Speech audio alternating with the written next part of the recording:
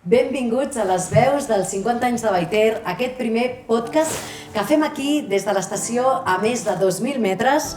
És el primer episodi d'aquest programa i avui tenim uns convidats de luxe. Són els directors que han dirigit l'estació durant tots aquests anys.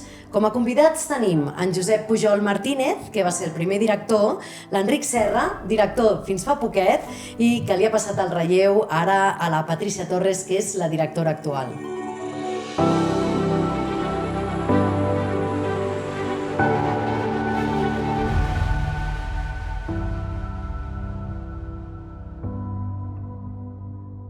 Benvinguts i anem a fer una primera pregunta a en Josep. Josep, com recordes aquell primer dia que es va obrir l'estació, quan va obrir les portes? Què recordes d'aquell dia d'aquí a Vallter? Primer de tot va ser una sorpresa molt grossa la quantitat de gent que va pujar, perquè esclar, ni la carretera estava asfaltada, només una carretera oberta de terra i amb bastantes pedres. Va venir gent del Ripollès, va venir gent inclús de Vic, alguns, i van pujar bastants cotxes aquí dalt per ser de la forma en què s'obria l'estació, que no tenia ni edifici per guarir-se. Ens havíem de fer la corrent amb un grup electrogen a través d'una barraca metàl·lica. Teníem un edifici creat per nosaltres, també prefabricat d'aquests de planxa, que ens servia com a zona de refugi dels que pujaven, una mica de barra de bar, i a la meitat de l'edifici era on ens guardàvem la màquina de trepitjar neu per poder tenir les poques pistes que teníem, una mica en condicions. Això era el gener de 74, no? Això era l'any 60, exactament, l'any 74. Gener. I sempre explicaves que no hi havia quasi neu, no? Hi havia molt, tampoc teníem ocasió d'explotar-ho tot perquè les pistes obertes eren dues. Era la pista de debutants i la pista de barquins, no teníem res més en aquella època. Llavors ja la cosa va anar progressant, tenir més clients, també vam poder ja adquirir més maquinària, més telesquís, o sigui, la cosa va anar prosperant. Per lo que és l'inici en si, sorpresos nosaltres mateixos amb les condicions en què es havia d'arribar aquí dalt, i a més que tinguéssim la neu suficient perquè aquella gent disfrutés. Sí, jo me'n recordo pujar amb els de casa meva, no el primer dia, perquè no me'n recordo, però sí que quan encara la carretera no estava asfaltada, que me'n recordo que baixant, com que hi havia molt fangueig, paràvem abans d'entrar a ser cases a la vora del riu a netejar el cotxe i les botes. Sí, ficàvem el cotxe dins el riu. Sí, les botes. Les botes de caminar per aquí. Això me'n recordo. I Enric, ara una pregunta per tu. Quins reptes vas trobar a la teva primera etapa com a director, quan va fer el traspàs a en Josep? Amb què et vas trobar? Quan ella et va fer aquest traspàs, què et va passar pel cap? Expliqueu. Jo me'n recordo quan em va trucar un dia, era a l'agost, jo estava a Camprodon, i em va dir que volia parlar amb mi. Vaig pujar, clar, m'ho va pintar tot de color, com jo li devia pintar amb la Patri, també, no? I, quan vaig començar, jo li vaig dir, però jo, tècnicament, no, jo sé vendre, jo venia del món comercial, no? Però aquí va ser de dir que vaig trobar un equip que tècnicament, com que venien d'haver-s'ho de fer molt tot, estaven bastant o molt preparats. Hi havia també una mica un canvi generacional, vull dir, per exemple, la figura del cap d'explotació també ja la vam canviar de seguida, vam posar en Jordi Claret, que era com un relleu, i bé, i el repte que dius, d'allò, vaig pensar, primer de tot, t'has fotut en un món que és nou, però ho coneixia des de l'altra banda. Jo havia estat esquiador, corredor, professor, entrenador, coneixia molta part, i la venda és la venda, venguis el que venguis, no? El tema va ser, després que vam anar complicadament, econòmicament, vam patir molt, aquelles èpoques que d'allò, i al final va venir més endavant l'entrada de ferrocarrils, que va ser un canvi totalment de tot, no? De dir, ens ho anem fent com podem, allò al final de mes, aquells patiments que teníem, de dir, les nòmines, vull dir, per lo bueno i per lo malo. Sí, però va ser, tot té la seva època, com ara, la Patri se'n trobarà un altre amb el megaprojecte. Exacte, ara Patri, jo et volia preguntar, això d'agafar un relleu en una estació amb tanta història, què et representa? Doncs és molt de respecte, perquè, bueno, a més és que són 50 anys d'història i a més amb 2 predecessors aquí mano a mano que han deixat el llistó molt alt, vull dir, amb molt de respecte, perquè són 50 anys i a més els seus inicis van ser molt durs i de molt esforç i això, bueno, se'm posa la pell de gallina, o sigui, jo és que intento imaginar-me i amb en Josep sempre m'explica, no, els inicis i dius, mare de Déu, no? Ara, ostres, dubtaria, si fossin així com llavors. Abans la gent d'antes tenia un altre aquí de muntanya i, per tant, amb molt de respecte, però amb molta il·lusió a la vegada. Sí. Em fa il·lusió poder estar al capdavant de Vallter, d'aquesta estació, amb moltes ganes de que a la llarga pugui ser una estació de muntanya 365 dies, que la gent pugui pujar, pugui disfrutar, pugui gaudir de la muntanya, per tant, perquè ara encantada. Que dius contenta això de Vallter, et faig una pregunta. Quina és la pista? Perquè tu et coneixes molt Vallter, has esquiat molt per l'estació de Vallter? Sí. Quina és la que més t'agrada? Bueno, totes, El que passa que suposo que tothom diria, no? I ho diu, l'emblemàtica, la pista del xalet, vale? Te reconeix i desnivells. Agrada. Home, perquè l'entorn és molt xulo. Però jo us diria que la vista més maca de l'estació... No, és des de Xemeneies, Des de Xemeneies veus tota la vall de Camprodon. I veus inclús el Puig dels Lladres i tot a davant, és molt xulo, Sí, estic a casa final que ja s'ha acabat, no? Bueno, aquesta té un problema que ja sabem, no? Que està encarada malament. Aquesta, a més, ara és tradicional. Bueno, aquí, quan us va tocar negociar lo del paint i tot això, era el moment d'allò, però ens la van fotre per la primera pilona, és paint. Nosaltres no, que podem esquivar uns quants anys, No, però llavors, clar, quan vam fer el parc... Que se'n miren aquí tots els... Quan vam fer el parc, com que ho vam fer, com passa sense calés i res, i van dir les línies del paint, i just per natural per la primera pilona del telesquí. Sí, va ser així. Però bueno, de totes maneres, tu és una pista que sí i no, perquè és bastant perillosa. Vull dir, té el pic de la dona, que té allà una càrrega de neu, allò, tot aquella... Bueno, és perillosíssim. Nosaltres la vam escurçar, perquè la primera vegada ja la vaig anar. No va fer mal a ningú, ni nosaltres que el dia aquell vam anar a treure el nas a la nit, l'endemà hi havia una carrera i l'endemà al matí ja n'hi quedava res, pilones arrencades i tots els ferros per avall. Vull dir que és una pista perillosa. Molt maca, però perillosa. I la neu no hi aguanta, perquè soleil... No, exacte, està mal orientada. Sí, però bueno... Clar, ara per això amb això de la neu, amb les noves tecnologies, els canons de neu... Sí, home, esclar, ja ha anat canviant una mica...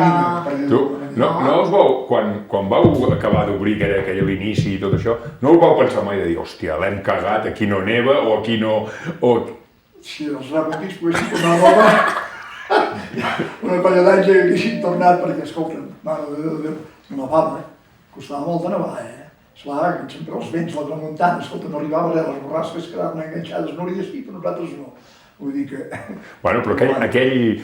Te'n recordes aquell estudi d'aquells francesos, allò del CETAM? El CETAM.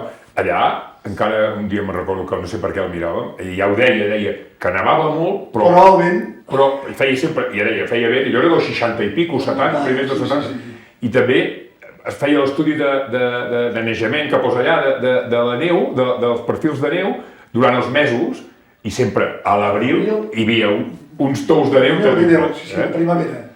Era el temps de la primavera. Bueno, però no deixava... Costava molt, el desembre, gener, costava nevar. Però ara ens passa també, Allò de dir, en tenim un de superbo, un que anem fent, un complicat, i ha estat una mica el mateix d'allò, Però el recurs bo és haver tingut el poder fabricar la neu. Això ha sigut la solució de tot. Esclar, vull dir, neva poc, però tens la manera de poder-la fer. I a més que es consolida perquè es surt bastant compactada, vull dir que és una neu que dura. Però noi, sort d'això, si no, vaig molt mal situat, ventat. Bueno, mira, ara és l'exemple clar, ara d'obertura de les estacions ara aquest pont, el Pallars ha tingut, o sigui, ha nevat, poder una mica més que aquí, però molt poc, però ha tingut molta capacitat de fer neu, primera per la instal·lació, però també l'altra per les condicions. Però, per exemple, els dos extrems, Bui i nosaltres som els que... Els més justos, eh? Sí, els ventilats. I parlant una mica del temps, oi que, Josep, tenies una anècdota que et va passar una vegada aquí a Vallter, recordo... Molt sèria. Molt sèria, no? Bueno, molt sèria de cara a la família. Sí. T'ho explicaré. Bueno, era ja fora de temporada, era el mes de maig, vull dir que ja l'atracció estava tancada. Però hi havia un grup de nanos que van pujar aquí al refugi del Pastulla, que els teníem posats allà. I aquell dia, no sé per quin motiu, es va engegar una nevada, però sèria. I a la carretera col·lapsada per poder-se treure. Nosaltres només teníem una màquina, un bulldozer, amb una pala de treure neu, i anàvem pujant tot l'equip de Vallter, 7 o 8 tios, i el que els acompanyava amb el meu cotxe.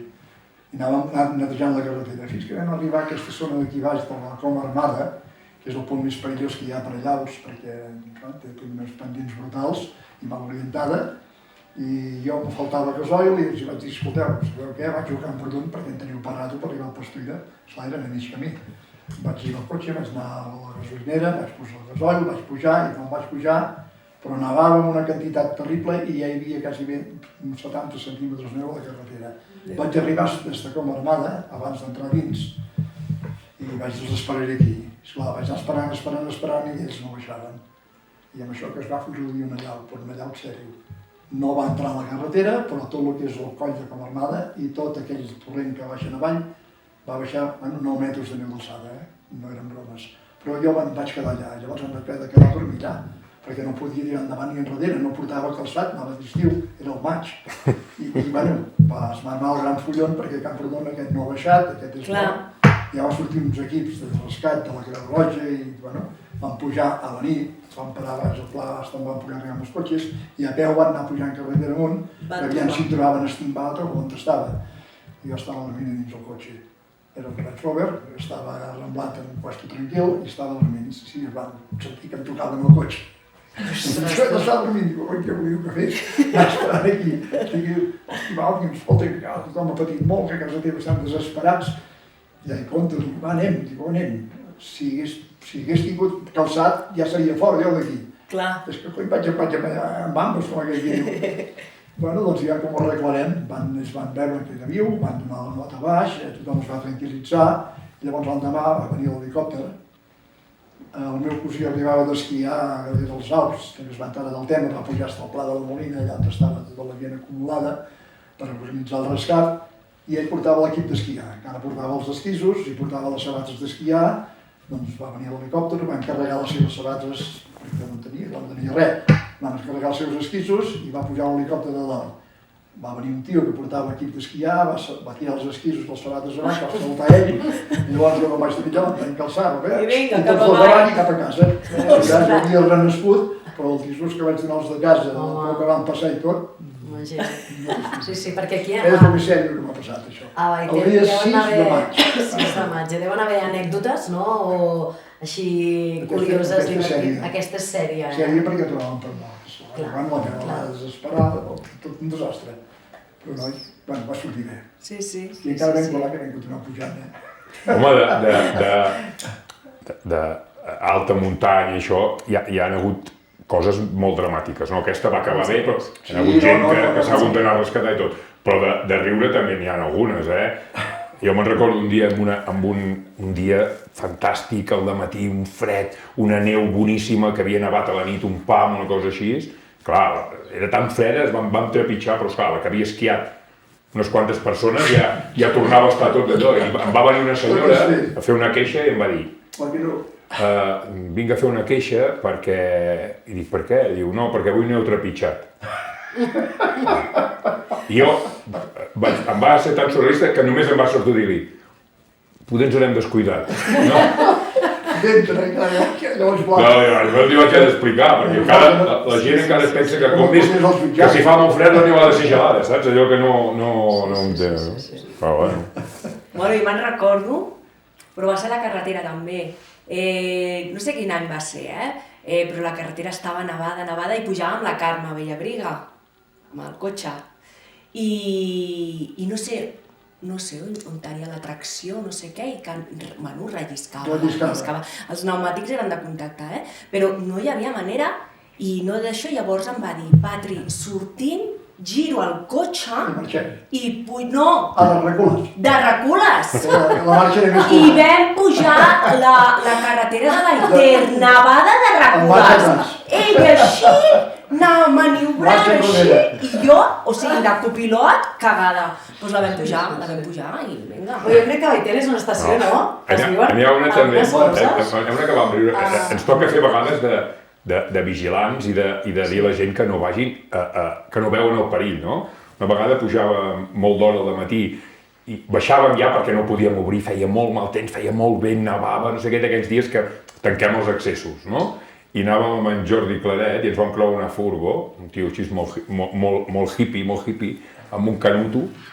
I li van dir, però on va? Diu, voy a hacer canales. Imagineu, en Jordi, ja es coneixeu en Jordi, no? Canales, tira avall que et moriràs.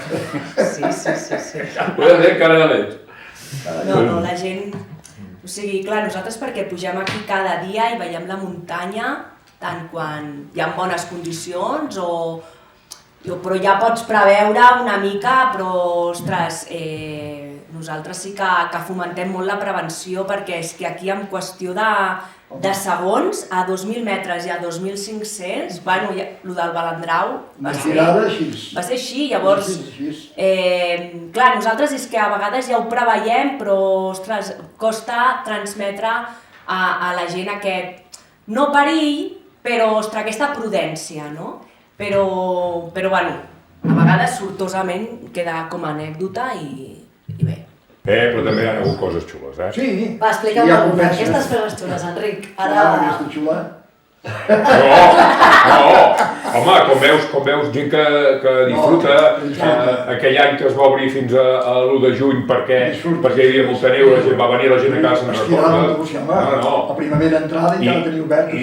No, i a veure, per exemple, aquest any ens van donar un reconeixement, la Federació Espanyola i la catalana després, pels 50 anys, estació que ha fomentat les competicions des de sempre, comptant amb els mitjans que teníem, que no teníem un estadi permanent, que quan fem una competició hem de tancar una pista al públic i tot. Aquí s'han arribat a fer campionat d'Espanya infantils en una estació, a veure, Sierra Nevadas, Molines i Camp d'Anxús molt bé, però ens van posar en el mapa i encara fem coses. De fet, aquest any farem encara...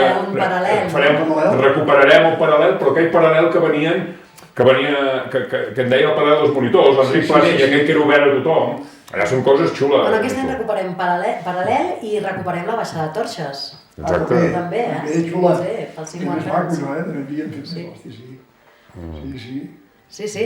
Va, i si m'haguéssiu de dir, per exemple, ara ja passem una mica a la part final, als nostres oients, què els hi diríeu? Què els hi diríeu per venir, que vinguessin aquí a Vallter aquest hivern? Les coses bones que podrien trobar aquí a l'estació. Què els hi diríeu perquè vinguessin a esquiar aquí a Vallter? Home, la directora, no? Sí. Home, a mi el que jo els diria que és una estació petita, és una estació familiar i jo amb els anys que porto treballant aquí, bueno, i també venia abans de treballar, i el que m'heu transmès, també vosaltres, i amb l'Enric Podés amb el que he treballat més colze a colze, amb tu Josep hem coincidit molt poquet, però amb l'Enric, i el que a mi em traslladen és donar aquesta hospitalitat, donar aquest acolliment en el client que ve. És el que nosaltres ens podem diferenciar de les grans, no? I això ho tenim molt arrelat. O sigui, llavors, a mi el que m'agradaria és això, que la gent pugi aquí, que se senti com a casa, una estació petita, mira, ara ve un pare amb un nen, vull dir, és que fa aquest vincle amb la família i després amb la colla d'amics, a vegades aquí en el pícnic veig colles d'amics aquí amb el tap, i dic, hosti, tio, aquests deuen ser universitaris, que han agafat el dia i no sé què, i m'agrada aquesta hospitalitat que podem donar aquí, O sigui, és el que jo em quedo amb això. És real totalment, perquè pensa que les famílies vagin o no vagin, tots han de venir per aquí. Vull dir que és ben bé el punt de concentració, la sortida de la terra. Tenim un cercle i tot. Tant és familiar. Els petits aquí, els més grans allà, els que en saben més cap aquí i els que en saben menys cap allà. Sí, tothom tasta la seva zona i el seu nivell. La seva categoria, el seu nivell. Sí. Doncs bueno, que continuï. Sí. I descriure... Si haguéssiu de descriure Baiter amb una sola paraula, ara és una paraula, com descriuries Baiter amb una paraula? Un repte que us poso aquí sobre la taula. A mi? Sí. Tot dit, incomparable. Ah, que bona! Molt bé, incomparable. Molt bé. Jo la sento. Home, i tant. A veure, que suposo que és quan és diferent, Nosaltres ens ho podem estimar molt, però la manera és diferent, clar. Nosaltres hem arribat a un lloc que ja anava, no? Vosaltres l'heu creat de zero. De zero, tu i el teu cosí, hòstia, vale? Vull dir, incomparable. Jo crec que Baiter és una estació que té, que és com el claim que tenim aquest any, no? Que és 50 anys bategant, no? Som una estació de cor, no? Som una estació molt de sentiment. O sigui, no sé si és això que deies tu, Patri, de ser una estació petita, familiar... Romàntica. Romàntica. Perquè no ha sigut interessada. Sí. Aquí ha sigut abocar diners, no fer diners. Sí.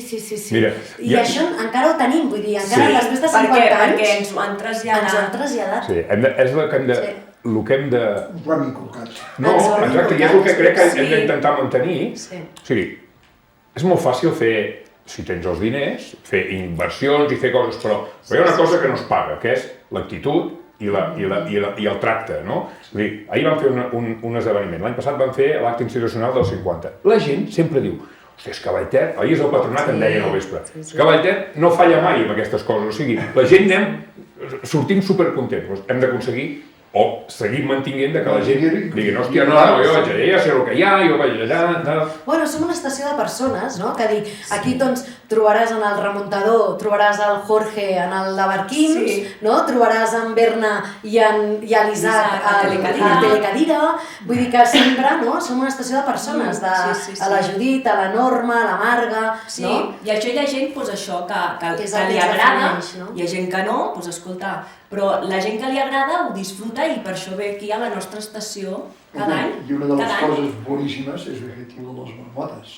Sí. Haver fet aquests sopars nocturns. Això és una cosa que... Això agrada molt, És fantàstic, tothom ho aixeca a dalt de tot, És que els sopars de marmotes, gastromarmotes, ha sigut tot un èxit, és veritat, perquè ha sigut renovar la cafeteria que abans teníem a Braseria, amb aquest Ford Hosper, que va ser idea de l'Enric, i que menges un xuletón aquí a 2.500 metres, que a vegades, mentre te l'estàs menjant, veus les llumetes del golf de roses, i és bastant al·lucinant, Impactant. Però també la seva construcció, la seva fundació, la seva execució, va tenir les seves coses, vam fer una prefabricada barata.